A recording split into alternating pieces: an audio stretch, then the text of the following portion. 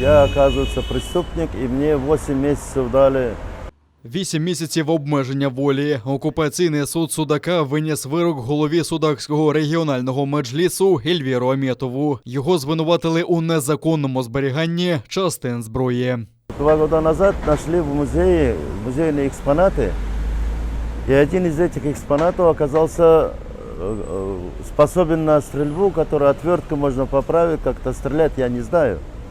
Он у меня под стеклом лежал, сколько лет никому не надо было. Но это причина была. У меня изъяли удостоверение председателя Меджлиса района, так как я не отказываюсь от этого. Я как есть и буду до последнего председателя Меджлиса района, пока народ меня не переизберет. Адвокат Олексій Ростовцев каже, що звинувачення не обґрунтоване. По-перше, матеріали справи зібрані з порушеннями, тому їх взагалі не мали розглядати. По-друге, Ельвір Аметов частини старовинної зброї зберігав у своєму домашньому музеї, тому його можна було звинуватити лише в незаконному колекціонуванні. А це не кримінальна справа, а лише адміністративна. Эти части хранились под стеклом в домашнем музее. Они экспонировались для школьников, для жителей города Судака, как уголок Великой Отечественной войны. В пункте 11 пленум говорит от имени Верховного суда: под незаконным хранением огнестрельного оружия, его основных частей, боеприпасов, взрывчатых веществ или взрывных устройств следует понимать сокрытие указанных предметов в помещениях, тайниках, а также иных местах, обеспечивающих их сохранность. Разве можем мы считать сокрытием помещения предмета под витриновое стекло музея? Ну, це нонсенс. За рішенням окупаційного суду Ельвіру Аметову заборонено залишати територію, визначену судом. Він періодично повинен відмічатися в окупаційному відділку поліції та не має права відвідувати громадські місця. Стараются нас запугать, что ли, или что они хотят этим сделать, вот эта власть, которая пришла к нам. Ну, нас запугать уже нечем. За все эти годы наши отцы, матери страдали от этого всего. Теперь мы страдаем, теперь останется еще нашим внукам, правнукам, наверное, привыть продолжение. Я думаю, с помощью Аллаха все восстановится на место и будет наша государственность. Крымский татарский народ все же освободится от этих оков, которые нас оковали уже почти 300 лет. І я думаю, мой народ заживе спокійно на своїй родині. Повне рішення окупаційного суду Ельвіру Аметову ще не вручили, тому територія обмежень та інші обмежувальні заходи невідомі. По суті, нічого зв'язаного з уголовною діяльністю Ельвіра Ага по факту нет. Мы расцениваем это как политическое преследование Ельвира Ага, потому что он человек активный, его знают люди, и вот таким образом, лишая его возможности перемещаться по Крыму, я не знаю, мы еще не читали до конца решения, возможно, только ограничивают его только Судаком. Таким образом, его ограничивают встречи со своим народом, общение с ним. Окупанти справу щодо Ельвіра Аметова розглядали майже 2 роки. На кожне судове засідання збиралося чимало людей. Вони переконані, надумана справа проти голови регіонального меджлісу – це спроба тиснути на весь народ. Кажуть, завжди стоятимуть пліч-опліч зі співвітчизниками і ніколи не залишать сам на сам з окупантами. В отношении крымских татар и мусульман идет целенаправленная ущемление, дискриминация. Поэтому, несмотря на это, мы, крымские татары, я в том числе, будем поддерживать своих крымских татар, мусульман. И будем всегда с ними вместе будем находиться. Сторона захисту з таким рішенням окупаційного суду не згодна. Після отримання повної версії вироку будуть його оскаржувати та вимагати припинення сфабрикованої справи проти Ельвіра Аметова. Сергія Абісова повторно викликають на судилище у справі проти лідера кримсько-татарського народу Мустафи Джемілєва. Окупаційний суд Армянська задовольнив клопотання захисту і чекає на допит в якості свідка Абісова, якого навесні 2014 року окупанти поставили на чолі так званого МВС Криму. Також викликають Живаєва, який тоді ж командував окупаційними прикордонниками, що стояли на межі Криму та Херсонщини, і російського прикордонника, що не пропустив Мустафу Джемілєва на московському литовищі Шереметьєво. Крім того, на засіданні допитали свідків захисту. Перший заступник голови Меджлісу Наріман Джелял та заступник голови ЦВК Курултаю Назім Міметов 3 травня були на адмінмежі. Згадують, що жодних указівників про буцімто наявність державного кордону там не було. За їх словами, там була лише шеренга озброєних людей без розпізнавальних знаків. А Наріман Джелял чув, як Мустафа Джемілєв казав, що не йтиме до Криму, щоб не спровокувати зіткнення. Мустафа Джемилев выступил перед людьми рядом с этой будкой и сообщил о том, что российские власти не собираются пропускать его в Крым. В этот момент велись переговоры относительно того, чтобы людей пропустили обратно, если Мустафа Джемилев не поедет в сторону Крыма. Мустафа Джемилев принял решение не накалять обстановку и не двигаться в сторону Крыма. После этого люди начали выходить обратно. К тому моменту шеренга усилилась приехавшими на 2 военных грузовиках силовиками. Кроме того, были представители так называемой самообороны, которые были вооружены цепями, палками и иными предметами, которыми можно нанести увечья.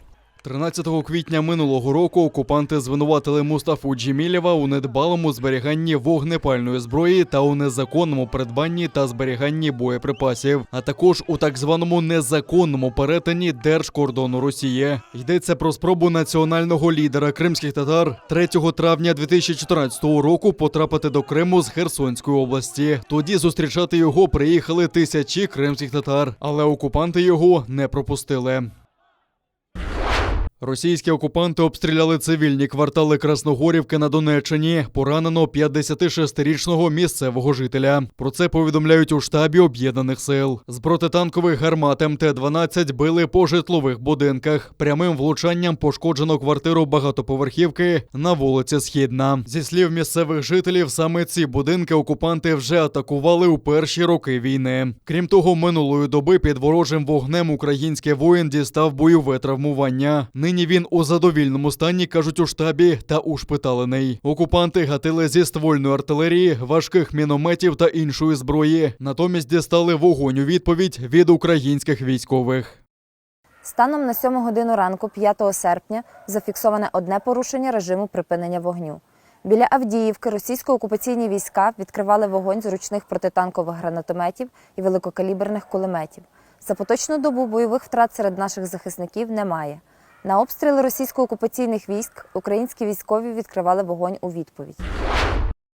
Воював проти України, відправився за ґрати на 10 років. Бойовика з лав окупантів Донеччини засудили за посягання на територіальну цілісність України та участь у терористичній діяльності. За даними СБУ, він чинив збройний спротив українському війську. Бойовика у травні затримали контррозвідники СБУ. За даними спецслужб, він саме збирав розвідувальні дані про Збройні сили України. На Кримське узбережжя знову викинуло вбитого дельфіна. На ньому сильні ушкодження, а до хвоста прив'язано мотузку. Зазвичай така доля дельфінів, що потрапляють до тенет рибалок. Дехто топить їх з вантажем або завдають проникаючі поранення в черево, щоб тіло точно потонуло і не спливало під час розкладання. А значить, не було потім знайдено на березі. Наприкінці травня в морі неподалік кримських берегів вже виявляли кладовище дельфінів. Видно, як вони бовтаються на мотузці, прив'язані до каменів. Так рибалки замітають сліди, впевнені дослідники.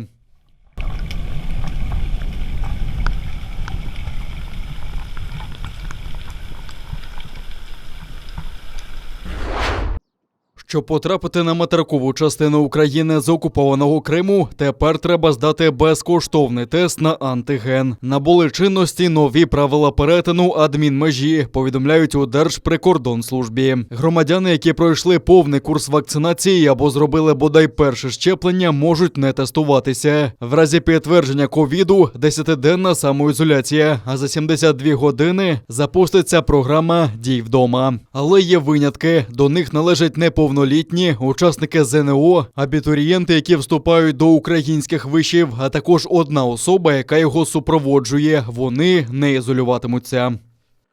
На КПВВ «Каланчак» пункт тестування облаштований в приміщенні ЦНАПу, Центру надання адміністративних послуг. Вони працюють з понеділка по п'ятницю з 9 до 3 годин дня. У вихідні та святкові дні можна зробити такий тест у приміщенні Каланчацької лікарні. Тестування таке безкоштовне. На КПВВ «Чонгар» тестування проводять в приміщенні автостанції представники Червоного Хреста. І таке тестування проводиться з понеділка по п'ятницю з 8 до 4 дня.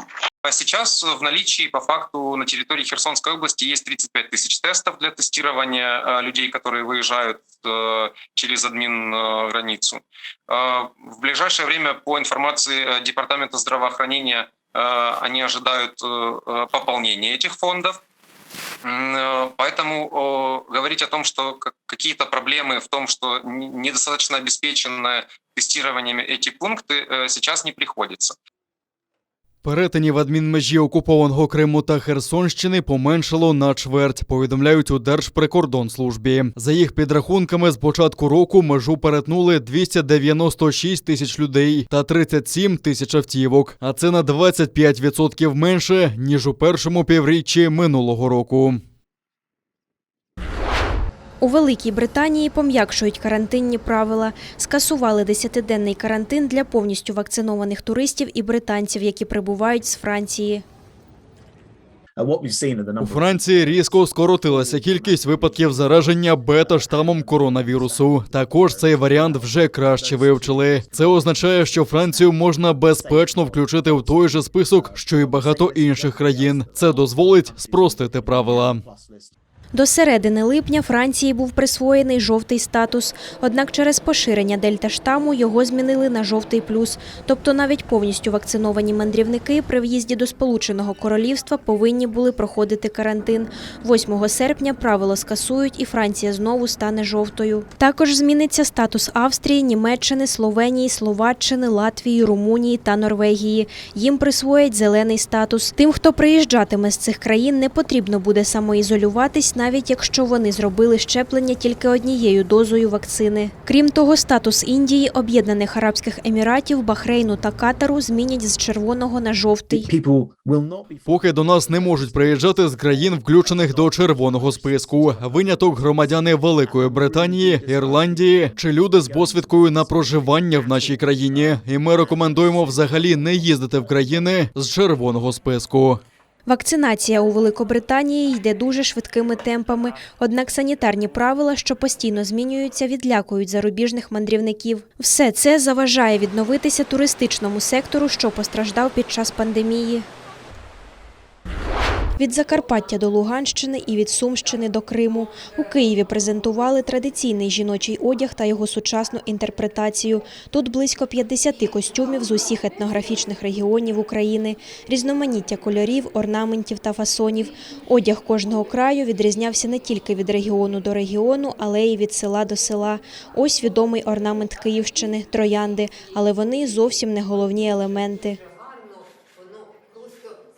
Тут сама давня техніка вишивки біллю, білим по білому, вишивка по сітці, вирізування, лиштва і дуже делікатно, дуже грамотно і високохудожньо доданий колір. Власне, оці трояндочки, яких ми очікуємо від Київщини, але вони доповнюють і підкреслюють красу білої вишивки. На заході України найдорожчі вишиванки прикрашали так званою кучерявою вишивкою. Опуклий візерунок, зроблений вовняними нитками. Самі костюми були зшиті так, щоб було зручно ходити горами. А це вже борщівська вишивка з Тернопільщини, виконана чорними траурними нитками. Частина експозиції присвячена весільним вбранням. Вони були багатошаровими не випадково. Молоду додатково обмотували тканиною, а іноді й рушниками. Це робили для того, щоб у якомусь сенсі захистити дівчину. Вона лишається захисту свого роду. І тому сама вразлива дівчина саме в момент весілля, вона не набула ще підтримки роду молодого, вона ще не створила родину, але вона вже позбулася оцього одвічного захисту, берегиня роду, її роду. А найціннішим елементом такого наряду було намисто. Наприклад, моя бабуся, коли виходила заміж, то її батько, це вже мій прадід, продав 2 волів, щоб купити коралове намисто 7 низок і з бурштину. На виставці також показують традиційний одяг Луганщини, Донеччини та кримських татар. Експозиція проходить у Національному музеї Тараса Шевченка до 25 серпня.